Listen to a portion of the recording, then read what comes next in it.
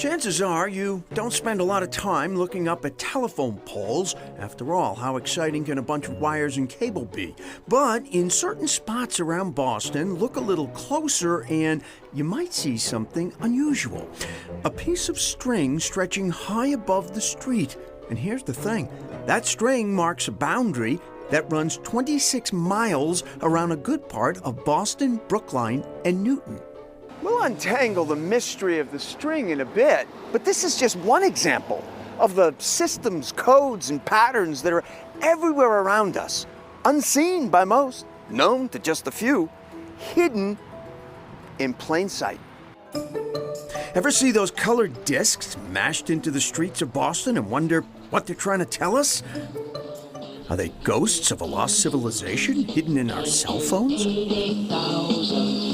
And how about that secret message concealed in the Fenway scoreboard? Can you see it? I mean, it's right there in front of you, hidden in plain sight.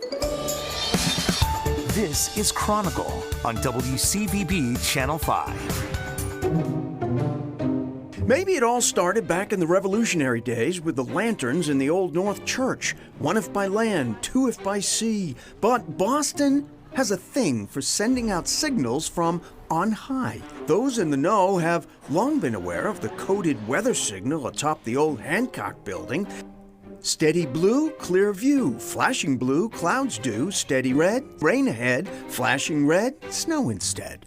But in the summertime, flashing red means the Sox game has been postponed, which brings us to Fenway and its much-loved, stubbornly archaic scoreboard. No digital dazzle here, folks. This thing is barely electric. My tradition before I walk in every time is I just give it a little tap to make sure any furry friends get out of the way. Send the furry friends flying. One of the best things, frankly, about my job, I'm occasionally granted entry to some of Boston's most hallowed spaces, like here, behind the Fenway scoreboard, a crypt filled with primitive wall markings and the spirit of seasons past. Wow. It's like looking at the Dead Sea Scrolls. Yeah, right. Exactly. But we've come to John Carter of the Red Sox to illuminate us about the scoreboard's hidden message, the one that's right out in plain view. The Morse code for former owners Thomas Austin Yockey and Gene Remington Yockey. And there it is, cleverly slipped into vertical columns to the right of errors and the left of pitchers, the Morse code initials of Tom and Gene Yockey. Morse code is not a language I speak, so I don't think I'd even know, you know. Safe to say it's hidden in plain sight. Exactly. Well said. Outside the park, game day brings thousands of fans across the Mass Pike overpass on Brookline Avenue, now known as the David Ortiz Bridge, but precious few will notice the discreet twine running over their heads. One of the things about the Eruv is it sort of blends into the urban landscape. The Eruv, a symbolic border made up of wires, walls, and fences that's of crucial importance to the Orthodox Jewish community.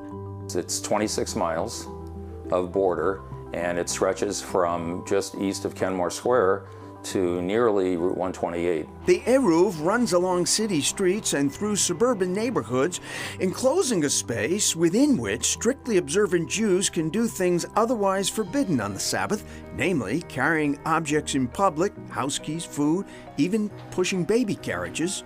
To be able to easily go to a friend's house for a meal on a Friday evening or on a Saturday afternoon after services, and to be able to meet people at the park, this is huge.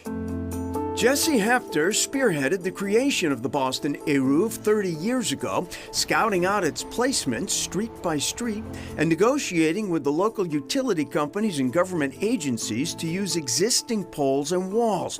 The Boston Eruv, encircling parts of Boston, Brookline, and Newton, one of the largest in the United States. And we've got this one fine.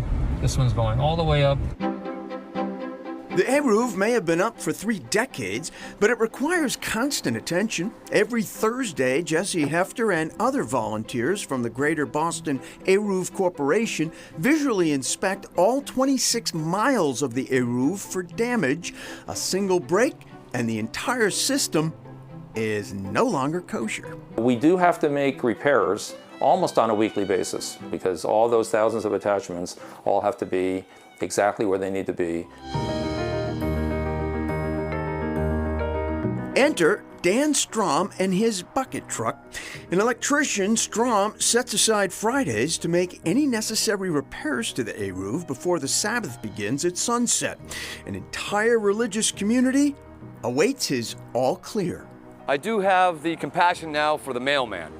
Rain, sleet, and snow, they must go. That's me now. So it doesn't matter if it's raining, sleet, or snowing on a Friday, we're going, we're getting it done.